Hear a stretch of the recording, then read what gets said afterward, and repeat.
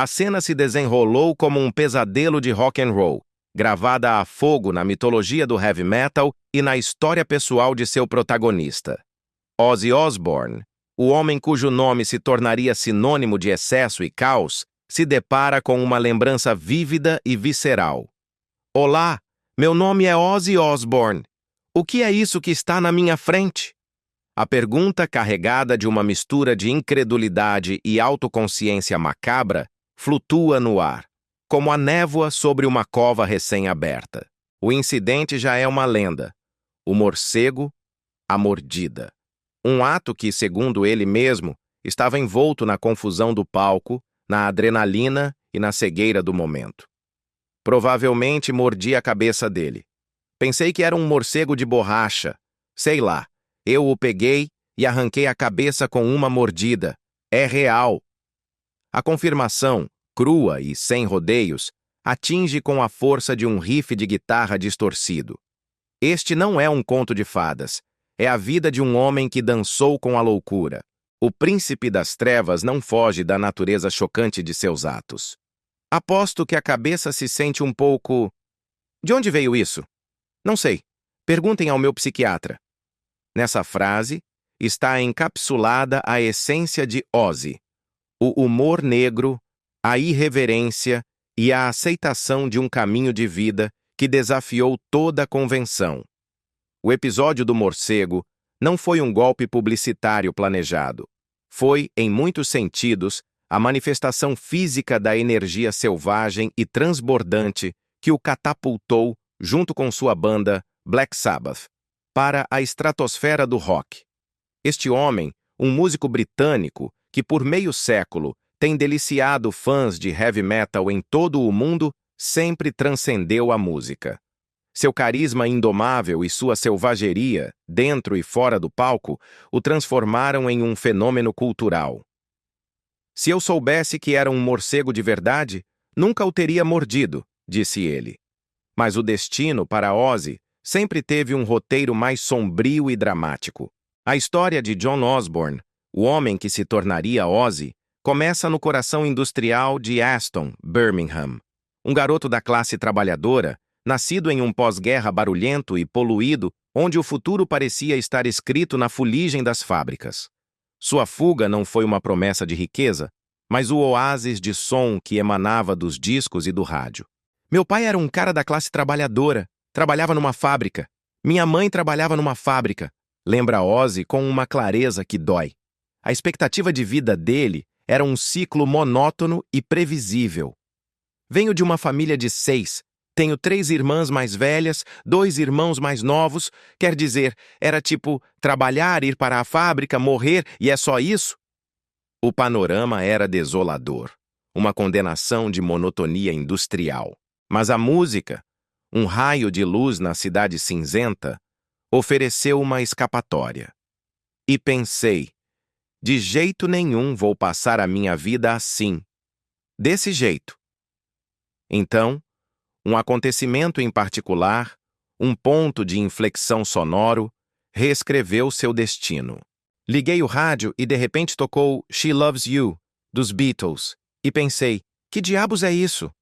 O impacto foi imediato, uma epifania. Simplesmente virou minha cabeça, e foi isso. Eu queria ser um Beatle. Embora ele nunca tenha conseguido nesse sentido, essa canção acendeu a faísca, deu-lhe a carga de querer se dedicar à música. Um sonho que se tornou uma ambição para a vida toda. A irrupção dos Beatles em sua vida lhe proporcionou a maior desculpa, o maior sonho para sair desse buraco em que eu estava. Aquele ambiente industrial opressor. Para o jovem Ozzy, o pop dos anos 60 não era apenas entretenimento, era um bilhete de saída da condenação da fábrica. Seu amor pelos Beatles logo se transformou em uma necessidade vital de liderar uma banda, de canalizar essa energia de escape. No bairro, o destino conspirou. 4 almas com raízes no mesmo lodo industrial, todos vivendo em um raio de 5 milhas, se uniram. Ozzy, Tony Iommi, Geezer Butler e Bill Ward. A banda que se tornaria Black Sabbath começou como um projeto de jovens de classe baixa, quase todos uns vadios, em uma área difícil, cheia de gangues e brigas. A música era um esforço para tentar sair disso, dessa agressão e da forma como estávamos vivendo. Tony Iommi era o líder inicial, o mais solvente, graças à loja de sua mãe. Mas a força motriz da banda foi sua química e uma necessidade compartilhada de criar algo próprio. O som que desenvolveram, no entanto, foi um acidente, uma criação instintiva, nascida da necessidade de refletir seu ambiente. O material realmente começou a mudar a partir daí, explica Ozzy. Eles não conseguiam explicar sua nova música, simplesmente gostavam do que estavam fazendo. Eram pessoas pobres da classe trabalhadora e sentiam que a música popular da época, o Flower Power e os hippies, era direcionada à classe média, aqueles que podiam se dar ao luxo de comprar discos. Para nós, em Birmingham, Inglaterra, que naquela época era uma cidade lúgubre, sombria e poluída, a banda ainda se chamava Earth quando um crítico local em um jornal obscuro emitiu um julgamento lapidar e, sem saber, profético. Isso não é música, só soa como um monte de sucata de heavy metal batendo. Nós levamos isso como um insulto, admite Ozzy. Mas o termo abriu caminho até os jornais musicais da Inglaterra. Eles começaram a nos chamar de banda de heavy metal. O que começou como um desprezo, um adjetivo pejorativo para um som brutal e atonal, pegou. O insulto se tornou a bandeira do gênero musical mais poderoso e sombrio do mundo. Mas o nome da banda também precisava de um ajuste. Nenhum de nós gostava do nome Earth. Não era forte o suficiente. A inspiração final veio de uma fonte inesperada: o cinema.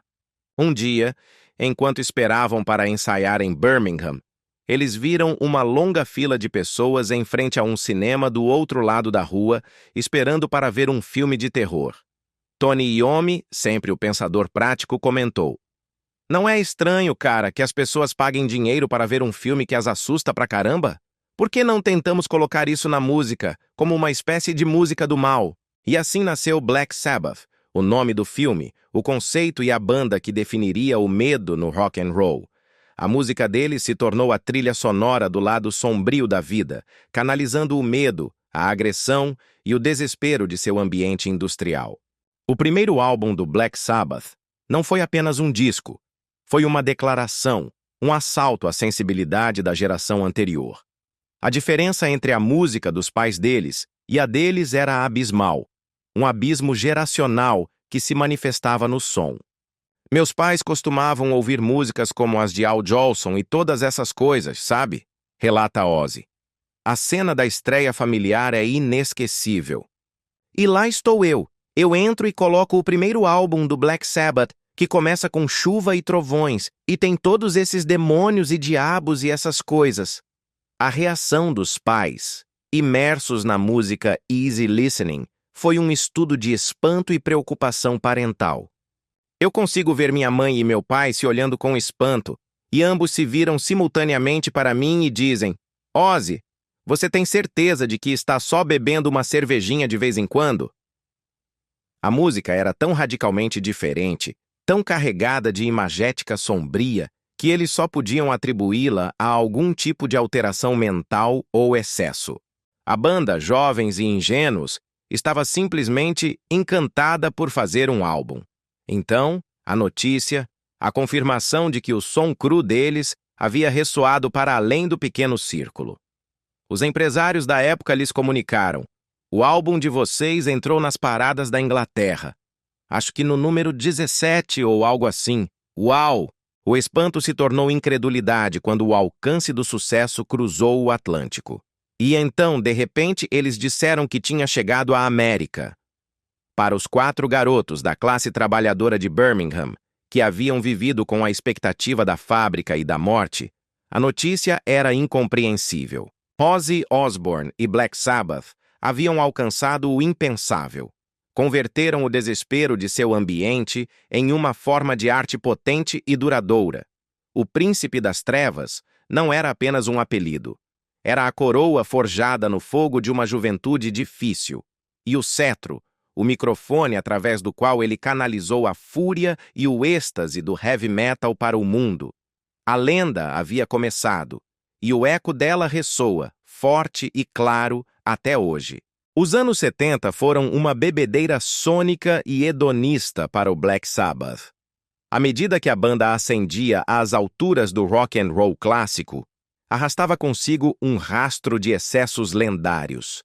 As histórias que fervilhavam nos bastidores logo se tornaram manchetes, mas o verdadeiro sabor dessa época só Ozzy tem. Você tem os carros, você tem as casas, você ouve falar de outras bandas fazendo isso e ficando loucas. Então, você tenta, você quer provar de tudo. A vida de uma estrela do rock era o sonho de todos, e o Black Sabbath a vivia no limite. Os aviões particulares, o luxo desenfreado. Mas Ozzy confessa a verdade incômoda dessa vertigem. Eu estava drogado o tempo todo e, portanto, não apreciava realmente o que estava acontecendo ao meu redor. A filosofia dele era um trio explosivo: sexo, drogas e rock and roll. E a música, o rock and roll, era simplesmente o veículo, o pagamento pelo meu sexo e pelas drogas. Os excessos eram tantos, especialmente com a bebida e as substâncias, que hoje em dia, Ozzy confessa, há álbuns inteiros que ele nem se lembra de ter gravado. A vida dele havia se tornado um borrão, um ciclo interminável de autodestruição financiado pela própria genialidade. 10 anos dessa espiral de caos cobraram seu preço. Em 1979, Ozzy era um desastre incontrolável, uma figura obscurecida por seus vícios. Seus companheiros do Black Sabbath, apesar de seus próprios problemas, tomaram a decisão brutal e necessária. O expulsaram da banda. Me machucou? A lembrança ainda incomoda. Bom, foi um pouco estranho porque era tipo sujo falando do mal lavado, porque eles também estavam todos ferrados. A ironia era palpável. Ozzy desafiou a justificativa dos companheiros. Por que vocês estão me demitindo? Porque você está bêbado. Sua resposta foi lúcida, apesar de todo o caos. Não, a razão pela qual vocês estão me demitindo é porque eu sou o primeiro a ficar bêbado. Ozzy, o cantor, com menos responsabilidades musicais do que os instrumentistas, acordava mais cedo que eles e simplesmente começava a beber e usar drogas antes de todo mundo. Foi um período de intensa tristeza. Lembro de ter saído de lá. Eu me tranquei em um quarto de hotel por 3 meses, detonando meu cérebro todos os dias. O futuro era uma névoa. Pensei que tudo tinha acabado para mim. Pensei, eu provavelmente vou acabar de volta em uma fábrica em Birmingham. A luz, ou pelo menos um plano de ação, chegou na figura de Sharon Arden, que logo se tornaria Sharon Osbourne, sua empresária e esposa. Ela bateu na porta de seu quarto de hotel, autodestrutivo, com uma oferta que mudaria sua vida. A Sharon bate na porta e diz: "Se você parar de usar drogas, eu quero ser sua empresária." A surpresa de Ozzy foi imensa. "Ela quer me agenciar? Que diabos?" Apesar da surpresa, a oferta veio na hora certa. Já era hora de uma mudança. Embora dolorosa, sua separação do Sabbath acabou sendo a melhor coisa que já me aconteceu. A saída da banda, como ele mesmo a descreve, foi como um divórcio. Primeiro, a raiva, mas depois a libertação e a constante melhoria de sua vida e carreira. A separação deu a Ozzy a tela para pintar sua própria visão musical, algo que ele vinha cozinhando em fogo brando. Ele sempre quis um projeto solo. Muitas pessoas criticavam seu novo material solo, dizendo: "Ah, isso soa como uma versão melhor do Black Sabbath ou uma versão diferente." Ozzy responde com uma verdade inegável. "É claro que eles vão dizer isso porque eu era a voz." Mas a diferença para ele era profunda. Black Sabbath é como uma sentença de prisão para mim. Álbuns como Blizzard of Oz e Diary of a Madman continham ideias que ele simplesmente não conseguiu materializar no Black Sabbath, já que, segundo ele, nunca lhe deram a chance de se explicar musicalmente.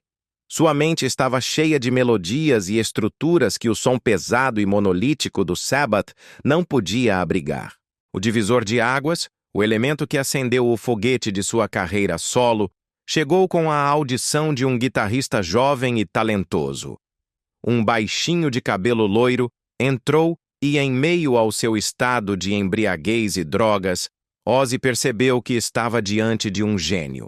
Esse baixinho entra com cabelo loiro. De repente, meus ouvidos ficaram mais atentos. Randy Rhoads, com sua precisão clássica e seu senso melódico, era exatamente o que Ozzy precisava para liberar sua visão. "Toque o que você quiser", ele disse. Quando Rhoads começou a tocar, o efeito foi tão poderoso que Ozzy pensou: ou esta é uma das melhores coisas que já ouvi na minha vida, ou essas drogas são muito boas. A química com Randy Rhoads, junto ao baixista Bob Daisley, foi instantânea. Eles se moveram rápido, criando riffs, títulos e hooks que se tornaram o novo cartão de visitas de Ozzy. Randy, com sua habilidade de fundir a precisão clássica com a agressividade do metal, foi um pilar. Ozzy não hesita em elogiar seu parceiro.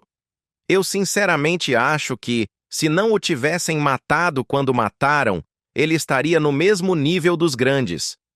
A morte prematura de Rhoads foi uma tragédia que marcou a carreira de Ozzy. "Eu penso muito nele ainda. Muitas vezes penso onde ele estaria no cenário se ainda estivesse vivo. Ele era um cara ótimo." Rhoads foi o arquiteto por trás de sucessos como Crazy Train, que catapultaram Ozzy a um novo nível de estrelato. Apesar dos altos e baixos dos anos 80, o enorme sucesso solo, a perda de Rhoads e até um reencontro com o Sabbath para o Live Aid, Ozzy não tinha a intenção de desacelerar com a chegada do novo século. Em meados dos anos 90, ele lançou o Ozzfest, um festival itinerante que se tornou o campo de testes definitivo para a música heavy. Para as bandas mais novas, um espaço no festival podia mudar a carreira delas da noite para o dia. O Ozzfest chegou para salvar o mundo do metal, em um momento em que o rock alternativo, liderado por festivais como o Lollapalooza, dominava a cena. O Lollapalooza era um festival alternativo itinerante muito querido pelos universitários bem-educados, mas que não era exatamente hospitaleiro para as velhas glórias do metal. Ozzy, mais uma vez, criou seu próprio caminho, oferecendo um lar para a música que amava e para as novas gerações de fãs do metal. O bom, o mau, o ridículo, a verdade nua sobre Ozzy Osbourne e seu festival, tudo sem censura, provou que o Príncipe das Trevas nunca para. Apesar de seu sucesso contínuo em vendas e turnês, Ozzy Osbourne e o heavy metal se encontraram em uma encruzilhada perigosa em meados dos anos 90. Era a era do grunge de Seattle, uma tendência nauseabunda para o establishment do metal, que ditava o que era relevante na música rock. Nesse clima, o principal festival de rock alternativo, o Lollapalooza, recusou-se a receber Ozzy. A anedota, narrada por Sharon Osbourne, sua empresária, é um momento chave na história do rock. Sharon ligou para negociar a inclusão de Ozzy, mas a resposta foi uma rejeição categórica e condescendente. "Desculpe, você deve estar brincando", responderam-lhe. "Ele não se encaixa. Não há espaço para o Ozzy. Não é o tipo de música deles." O desdém foi a faísca que acendeu o estopim da revanche.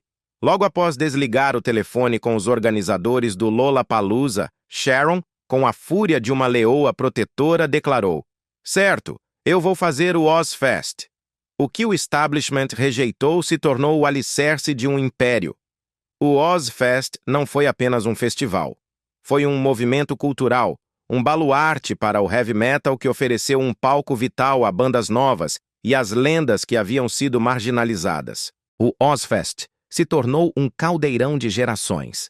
A edição de 1999 foi particularmente significativa para uma banda emergente, o Slipknot, cuja ascensão à fama foi impulsionada por sua inclusão no line-up.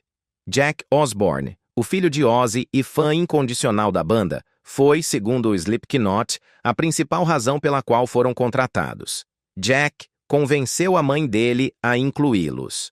Para os membros do Slipknot foi um momento de batismo e uma nomeação de cavaleiro simultâneos. O vocalista deles relata o inesquecível encontro com o Príncipe das Trevas. Ozzy, ao conhecer o grupo de 9 músicos mascarados, exclamou: "Ah, vocês são o Slipknot! São 9 pessoas, certo? Quero ser o número 10. Em seguida deu um abraço enorme no vocalista. Era a bênção da lenda, um momento de profunda emoção para alguém que havia admirado e escutado Ozzy a vida toda. Na década de 2000, a vida privada de Ozzy se tornou um fenômeno global com a chegada do reality show The Osbournes. As câmeras entraram em sua casa, revelando uma vida caótica, divertida e surpreendentemente honesta sobre a fama e a dinâmica familiar. O público viu um homem lidando com a tecnologia moderna. "Eu sou um homem muito simples. Você tem que ter babás de computador para ligar e desligar a televisão. Um homem que confundia o botão da TV com o do chuveiro. Mas o programa também mostrou sem adornos a luta mais profunda de Ozzy, a sobriedade, a recuperação e o trabalho diário para se manter bem. Ozzy sempre foi sincero sobre o mito que ele mesmo havia criado e que o havia aprisionado. Se tirarem minhas drogas e meu álcool, como posso ser criativo? Eu comprei essa ideia e isso me manteve ali por muito tempo", confessa. Sua sobrevivência em meio a tanto excesso é um milagre reconhecido por ele mesmo. "Eu não sei por que eu superei tudo isso, porque eu deveria ter morrido 1000 vezes." Essa franqueza lhe rendeu um respeito imenso, tão valioso quanto sua música. A pergunta fundamental se tornou seu mantra: o que é mais importante para mim, minha sobriedade ou minha carreira? Os contratempos médicos que teriam silenciado qualquer outro se tornaram parte de sua história de perseverança. Uma queda feia o levou a uma cirurgia no pescoço que afetou seus nervos, e depois veio o diagnóstico: uma forma leve de Parkinson's, Parkin 2.